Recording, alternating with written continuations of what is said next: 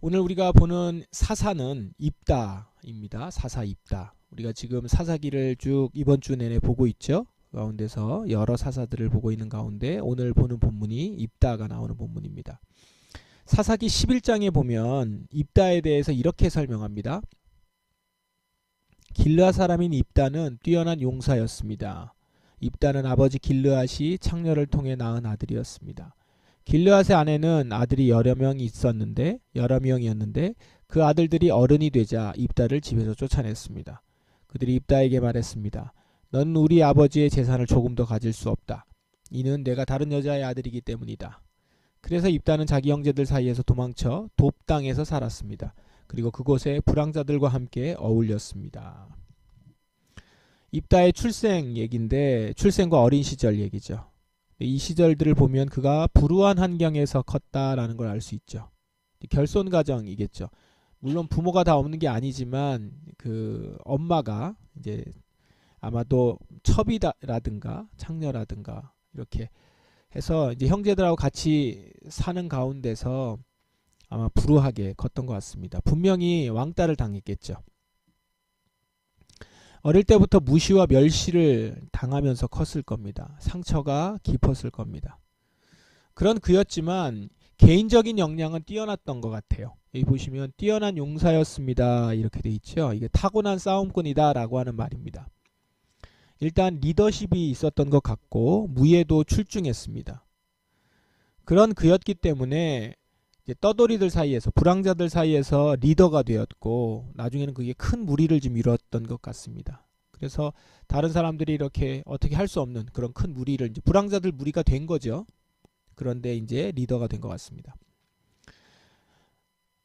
그렇게 살아가고 있는 중에 이스라엘이 암몬의 공격으로 위기에 빠지게 됩니다. 그 암몬의 공격이 있었던 그 지역이 이제 그 길르앗 지역이기도 하고 거기에 입다가 살던 그 곳이었죠.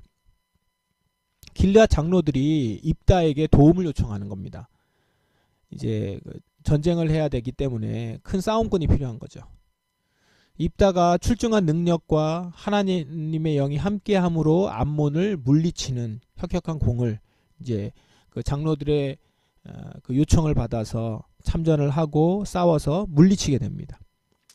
입다가 암몬과의 싸움 전에 싸움을 하러 나가는데 그 전에 이제 입다가 하나님께 기도를 합니다. 하나님, 나에게 암몬과의 싸움에서 승리를 주시면 내가 전쟁이 끝나고 나서 돌아올 때 나를 맞으러 오는 첫 번째 사람을 내가 바치겠습니다. 이제 이렇게 서원을 하죠.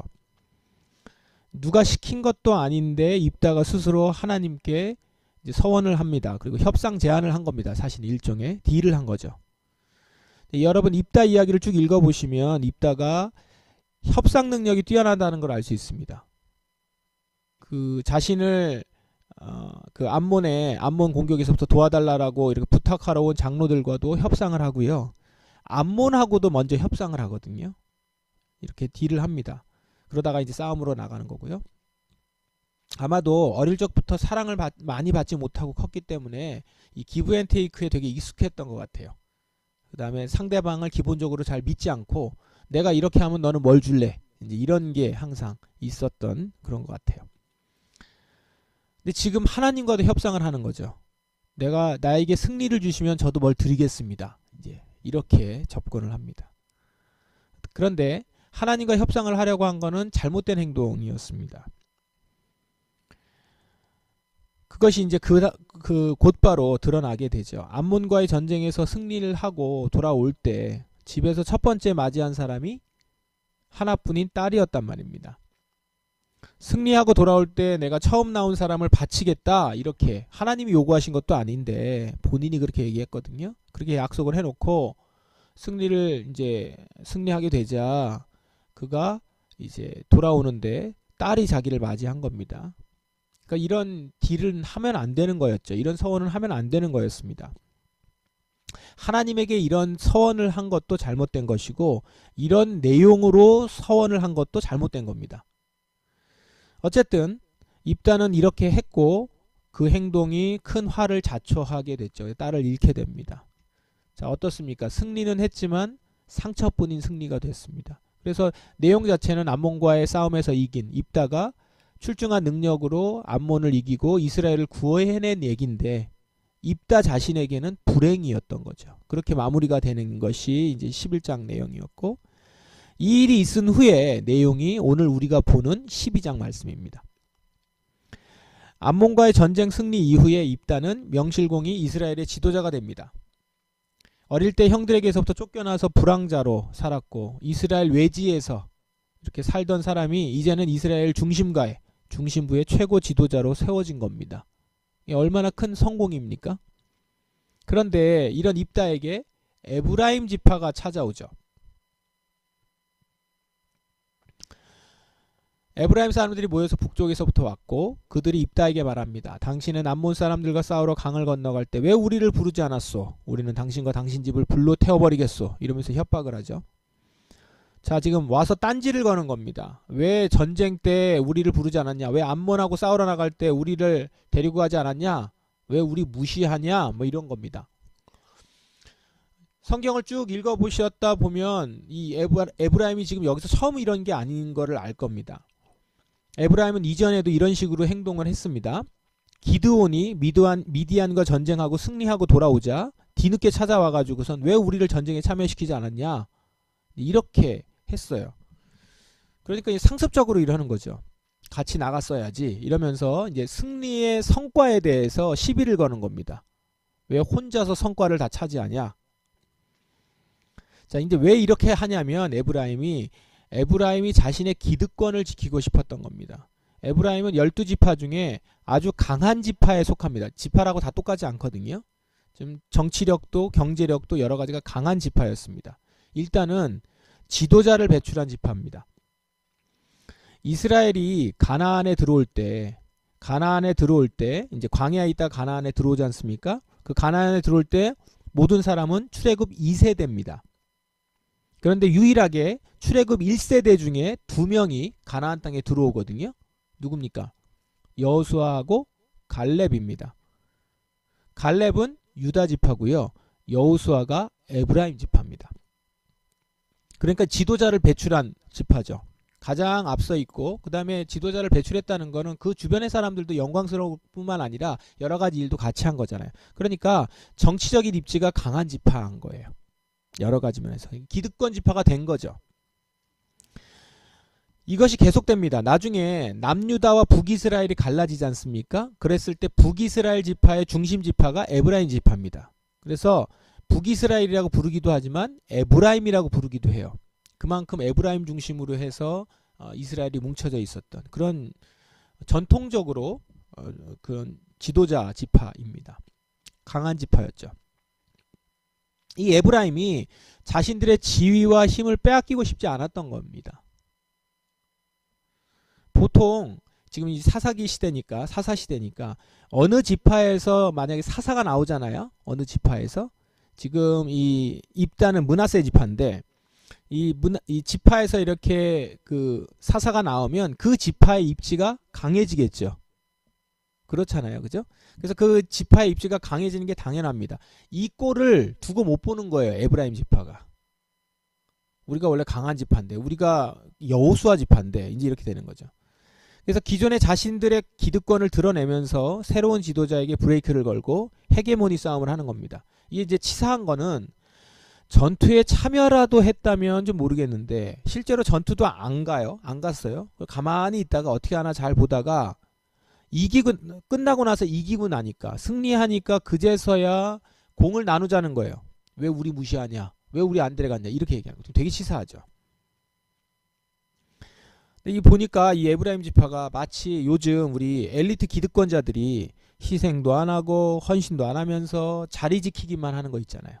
그리고 맨 나중에는 왜 우리를 안 껴주냐 이러면서 한 자리 하려고 하는 이제 그거하고 되게 비슷해 보입니다. 그리고 누군가가 앞에서 열심히 일하려고 하면 네가 뭔데 그 일을 하냐 이러질 않나?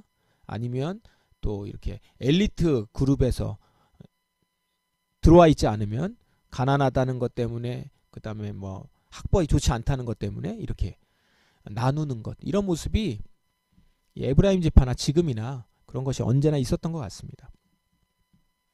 에브라임이 이제 기드온에게 시비를 이렇게 똑같이 걸었을 때는 기드온이 겸손하게 대했거든요. 너희가 한 일과 내가 한 게 어떻게 비교가 되겠냐 이러면서 에브라임을 잘 이렇게 높여줍니다. 그래서 에브라임이 그치 이제 그렇게 하면서 이제 돌아간 거죠. 나 무시하지 마 이러면서 이제 돌아가는, 잘 달래서 풀어줬습니다. 기드온은. 그런데 입다는 달랐어요. 입다는 조목조목 반박하면서 싸웠습니다. 너희가 한 게 뭐가 있냐 이제 이러면서. 지금 에브라임도 좀 강하게 나가기도 했고요. 집을 불로 태워버리겠다 이러면서. 근데 이 와중에 에브라임이 입다의 아픈 데를 건들죠. 뭐라고 합니까? 너희들은 원래 에브라임과 므낫세에서 도망친 자들이다. 이러면서 입다와 그 부하들, 불황자들이라고 하는 부하들을 이렇게 지적을 하고 조롱한 거죠. 쫓겨난 불황자 출신들에게 이 말을 한 거예요. 조롱하면서. 그러니까 너희들 그런 떨거지들, 불황자들 아니야 라고 얘기하는 거예요. 우리같이 이런 엘리트들이 봤을 때 너희들 아무것도 아니야 이렇게 얘기한 거죠. 근데 상대를 잘못 골랐습니다. 불량배 출신의 싸움 하나는 확실히 잘하는 입다한테 에브라임은 상대도 안 되는 거죠. 에브라임이 무참하게 깨집니다. 전쟁을 하면서. 내전이 벌어진 건데. 근데 이제 에브라임을 이렇게 보면 한 번 정도는 혼나면 좋겠다 싶습니다. 이런 식으로 하는 게 너무 치사하기도 하고, 그렇기 때문에 한번 혼나면 좋겠다. 상대 임자 잘 만났다. 이제 이런 생각이 드는데, 근데 문제는 뭐냐? 입다가 멈추지를 않습니다. 이제 그 정도에서 말았으면 좋았는데, 이제 민족의 비극으로 넘어갑니다. 도망가는 에브라임의 도주로를 막고 서서는 도망하는 자들을 확인해서 모두 죽이는 거죠. 학살을 합니다. 길르앗 사람들은 에브라임 사람들이 도망치지 못하도록 요단강의 나루터를 먼저 차지하여 지키고 있었습니다. 이렇게 한 다음에 이제 6절에 보면 길르앗 사람들은 그 사람에게 쉿볼렛이라는 소리를 내보라고 말했습니다. 이제 당신이 에브라임 사람이냐 물어보면, 그래서 아니다 라고 하면 쉿볼렛 한번 해보라는 거죠. 그래서 에브라임 사람들은 그 단어를 바르게 소리내지 못했습니다. 만약 쉿볼렛이라고 말하면 길르앗 사람은 나루터에서 그 사람을 죽여버렸습니다. 쉿볼렛이라고 얘기해야 되는데 쉿볼렛이라고 하면 그 사람은 에브라임 사람이라는 거예요. 이게 뭡니까? 이 방언, 그 나라 지역 방언, 사투리죠. 사투리로 이제 구분을 하는 겁니다. 우리나라도 있잖아요. 그 사투리에 따라서 이 사람이 어느 나라 어디 사람이라는 걸 안 것처럼. 그러니까 이 지역적인 색채를 가지고 구분을 해서 에브라임 사람을 구분했고 그 에브라임 사람을 그렇게 찾아내서 죽인 겁니다. 겉모습으로는 모르니까. 그렇게 해서 죽인 자가 42,000명. 이스라엘 안에 큰 비극이 일어났습니다. 그리고 이 일로 이스라엘의 국력은 급격히 약해집니다. 일단은 에브라임 지파가 이렇게 했어도 어쨌든 지도자 지파고 강력한 힘을 좀 가지고 있었던 지파인데 이번에 이렇게 무참히 깨지면서 이 지도력을 가지고 있는, 그래도 어떤 기득권을 가지고 있는 그 지파를 완전히 깨뜨려 버린 거니까 이스라엘 전체 국력이 약해지는 거죠. 자, 이 이야기가 이제 사사기 12장 이야기였습니다. 오늘 이 입다의 모습은, 그러면서 입다 얘기는 마무리가 되거든요. 이 이야기로 마무리가 됩니다. 그러니까 찜찜하죠.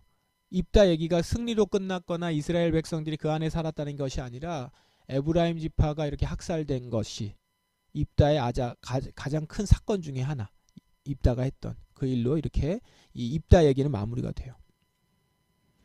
이 입다 모습은요, 지도자가 상처가 치유되지 않고 그 분노를 가진 채 권력을 가지면 어떤 비극을 가져다 주는지를 보여줍니다. 입다, 아까 제가 태어날 때 얘기를 했는데 태어날 때부터 불행한 인물이었죠. 창녀에게 낳은 아들이었고 그것 때문에 집안 형제들에게 놀림을 받고 외면을 당하다가 쫓겨났습니다. 어릴 적부터 그런 서름이 있던 입다는 사람들을 쉽게 믿지 못합니다. 자신이 지도자로 추대를 받자 이 기회를 놓치지 않고 싶은 마음에 암몬과의 전쟁을 어떻게든 이겨보려고 하나님께도 협상같이 서원을 하거든요. 그러니까 어떻게 보면 입다에게서는 되게 간절한 거죠. 일생일대에 한번 기회가 온 겁니다. 외부에서 이렇게 아웃사이더로 외면당하고 무시당하고 조롱당했었는데 지금 위기 상황에서 당신이 꼭 필요하다라고 하니까 입다가 나를 그럼 정말로 지도자로 세워줄 거냐? 이제 그런 약속을 하고 그 약속을 받죠. 그러자 이제 입다가 가서 하나님께도 기도한 거예요. 그러니까 이게 얼마나 간절했겠어요. 그래서 딸일지는 몰랐어도 어쨌든 간에 처음 나오는 사람을 당신에게 바치겠습니까? 그 당시의 문화에 있어서 어떤 이방 문화의 요소가 거기에 지금 들어가 있는 거죠. 아주 큰 재물을 드리겠다라고 지금 이렇게 협상을 한 겁니다. 아마 이 기회가 암몬과의 전쟁이 자신의 모든 서름을 날려버리고 한순간에 성공할 수 있는 기회라 생각했을지 모르겠어요. 근데 결과적으로는 이 서원으로 인해서 이 하나님과의 협상, 딜, 어떻게든 이겨보려고 자기 스스로 노력한 것으로 인해서 결국 딸을 죽게 했고 또 한 번 깊은 상처를 받게 됩니다. 자, 그런 상처가 하나도 치유되지 않은 상태에서 지도자의 위치에 올랐으니 그가 제대로 지도력을 발휘할 수 있었겠어요? 그리고 이걸 몰랐던 참 시기도 잘못 택했던 에브라임이 와가지고 희생양이 된 거죠. 지도자란 모든 백성들의 이견과 분열을 막고 하나로 통합하는 능력이 제일 우선시되죠. 특별히 이렇게 지파별로 자치구가 형성되어 있었던 이스라엘에게 있어서는 사사라고 하는 지도자가 이들을 잘 조율하는 것이 매우 중요한, 통합이 굉장히 중요하죠. 그런데 지금 입다는 통합을 하기는커녕 오히려 자신에게 적대적인 것은 아예 싹을 잘라버렸습니다. 그리고 아주 잔인하게 끝내버렸죠. 물론 입다가 먼저 잘못한 건 아니었어요. 그렇지만 지도자로서 그것을 해결하는 과정에서는 큰 비극을 일으킨 것입니다. 상처받은 한 명의 지도자로 인해서 이스라엘은 국력이 급격히 약해집니다. 지도자격인 지파를 완전히 망가뜨려서 결국은 이스라엘 전체가 약해지는 꼴이 되어버린 것이죠. 모든 사람은 상처가 있습니다. 어떤 상처든 가지고 있죠. 문제는 그 상처가 치유되었느냐 아니냐예요. 진정한 지도자는 상처가 있으나 그 상처가 치유돼서 그 상처를 통해서 더 큰 사람이 됩니다. 좋은 지도자는 그런 지도자죠. 그렇지 못한 사람이 지도자가 되면요, 그것은 그 사람에게 뿐만 아니라 그가 지도하고 있고 리드하고 있는 그룹이라든가 공동체, 나라가 큰 상처를 받을 수가 있습니다. 불행인 거죠. 모두에게 불행인 겁니다. 오래된 책이긴 하지만 헬리나우엔의 책 상처 입은 치유자 운디드 힐러라고 하는 책이 있습니다. 이 책에 보면 이제 상처를 입었으나 그 상처가 치유가 됐을 때 다른 사람도 살릴 수 있다는 것이죠. 모든 사람이 상처가 있지만 그 상처가 잘 아물고 나면 다른 사람도 치유해 줄 수 있다, 이제 이런 얘기거든요. 우리는 다 이 상처 입은 치유자가 돼야 되는 거죠. 상처 입은 사람으로 끝나면 안 되고 상처 입은 치유자. 그리고 우리의 지도자도 이런 운디드 힐러, 상처 입은 치유자가 되어야 됩니다. 상처 입은 자들만이 상처받은 사람들을, 많은 사람들을 품을 수 있잖아요. 그러니까 상처를 입었으나 상처가 치유됐다면 그 사람은 훌륭한 지도자, 치유자, 위로자가 될 수 있습니다. 그런데 상처를 입었지만 그 상처가 아물지 않으면 매우 큰 혼란이 올 수 있기 때문에 치유되는 것이 무척 중요하겠죠. 그리고 그런 사람이 사실 지도자로 섰을 때 너무 중요하다는 거죠. 우리가 다음 달이면 대통령을 뽑습니다. 지도자를 뽑는데 지금 그 과정이 정말 험난합니다. 어려움 가운데 있죠. 기존 기득권을 갖고 있는 자들의 준동이 너무 드셉니다. 이런 준동을 잠재우면서도 보복이나 상처로 반응하지 않는, 그러니까 불의와 죄는 분명히 단죄하되 이념적 개인적 보복을 하지 않는 지도자, 그런 지도자가 세워지길 기도해야 할 때입니다. 준동하고 있는 기득권 세력의 그 악하고도 치사한 그런 모습들도 다 잠재워져야 되지만, 이로 인해서 상처받은 자가 그냥 대통령이 되는 것이 아니라 치유받고 그리고 그것들을 잘 통합할 수 있는 자가, 지도자가 되기를 기도해야 합니다. 부디 더 이상 입다 같은 지도자가 세워지지 않도록 통합을 중요하게 여기고 분열을 조장하지 않는 지도자, 대한민국을 하나로 묶어갈 수 있는 지도자가 세워지길 기도해야 될 때인 것 같습니다. 그래서 오늘 말씀을 보면서도 이 사사기의 사사가 다 지도자잖아요. 지도자를 보면서 한 지도자가 얼마나 중요한지, 그 지도자의 방향이 그 시대에 그 나라와 그 민족을 어떻게 이끌어가는지를 보게 되거든요. 오늘 입다의 얘기에서는 불행한 삶을 살았다라는 것이 중요한 것이 아니라 그 가운데 상처받은 것이 해결되지 않은 자가 그대로 지도자가 됐을 때, 자기가 힘이 있을 때 얼마나 잔인하게 될 수 있는지, 그러나 불행하거나 어려움이 있었지만 그걸 잘 극복하고 해결받고 그 다음에 화해와 치유가 중요한 것을 아는 자가 지도자가 됐을 때 그것이 한 민족에게, 한 공동체가 얼마나 복이 되는지, 그것을 사사기를 통해서 우리는 이렇게 엿볼 수 있게 되는 것이죠. 또 이것을 우리 개인에게도 적용해 볼 수 있습니다. 우리 안에 상처가 있는지 없는지를 한번 돌아봐야 되죠. 그리고 상처를 치유해 달라고 기도하십시다. 내가 상처로 반응하는 자가 되지 않기를 기도하십시다. 그리고 내가 상처가 아물지 않은 상태에서 그걸 가지고 다른 이들에게 반응하는 것. 우리가 종종 이런 말을 해요. 내가 상처가 있어서 이래. 내가 어릴 때 받은 상처가 있어서 이렇게 반응하는 거야 라고 하면서 자기가 지금 잘못하고 있는 거를 우리가 정당화할 때가 많은데, 물론 그렇게 되는 이유가 될 수는 있으나 거기서 그치면 안 된다는 것이죠. 상처가 치유가 되어서 회복된 모습이 되어야 되는 것이죠. 상처받은 것은 치유받으면 그것은 상처가 아니라 그때부터 능력이 됩니다. 다른 사람을 치유해 줄 수 있는 힘이 돼요. 그리스도인은 다 상처를 통해서 다른 이들을 섬길 수 있는 자들입니다. 회복된 자들이에요. 이미 우리는 죄인으로서 상처가 있는 자들이죠. 죽음으로 갈 수밖에 없는 자들이에요. 다 주님 앞에서 잘못한 자들이에요. 근데 주님 앞에서 용납받고 용서받은 자들이잖아요. 회복된 자들이란 말이에요. 그러니까 기본적으로 그리스도인들은 상처를 통해서 회복받은 자예요. 문제는 그것이 정말로 내 안에서 영적 회복으로 나타나야지만 상처 입은 치유자가 될 수 있다는 것이죠. 그래서 우리는 정말 이 상처가 치유받아야 돼요. 예수 안에서 치유받아서 용납받은 것들을 확인받고 그대로 주님 앞에서 죄인으로 살지 않고 이제 주님의 사명을 받은 자, 주님의 사랑을 입은 자로 살아가야 되는 것이죠. 상처 입은 치유자의 모습.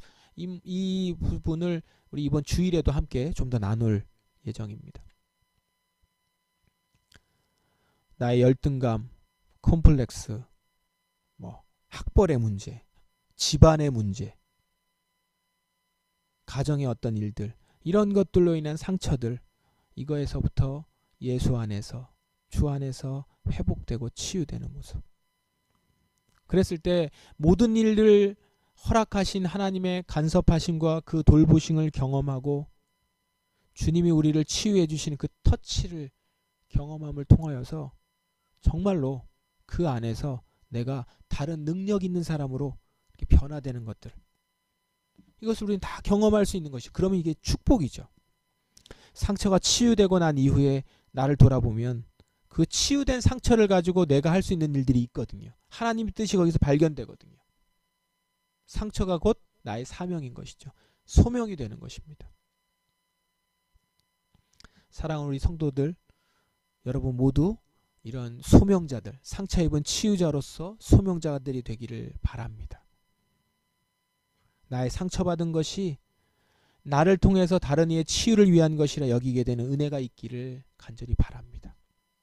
또한 내가 작든 크든 어떤 지도자의 위치에 있을 때 입다처럼 반응하는 것이 아니라 상처 입은 치유자로서 회복과 통합과 그 가운데서 치유를 이야기할 수 있는 자 되기를 원합니다. 또한 우리 대한민국에도 그런 좋은 지도자가 세워지기를 간절히 바랍니다. 우리 모두가 그런 상처 입은 치유자가 될 수 있기를 함께 기도하는 이 시간 되면 좋겠습니다. 다 같이 기도하겠습니다. 말씀에 의지해서 오늘 이 말씀을 기억하시면서 각자 주님 앞에 소망하며 기도하십시다. 기도하겠습니다.